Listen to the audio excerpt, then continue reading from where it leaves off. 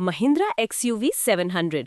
लोग इसे सिर्फ एक SUV समझते हैं, लेकिन ये टेक्नोलॉजी और पावर का कॉम्बो है। इसमें पावरफुल इंजन मिलता है जो स्मूथ और स्ट्रॉन्ग परफॉर्मेंस देता है। Advance driver assist features driving को और सेफ बनाते हैं, और इसका स्पेशियस इंटीरियर लॉन्ग ड्राइव्स को कंफर्टेबल बना देता है। मतलब सिर्फ साइज बड़ा नहीं, ये कार स्मार्ट भी है। अगर ऐसे सिंपल कार फैक्ट्स पसंद आते हैं तो चैनल को सब्सक्राइब कर लेना।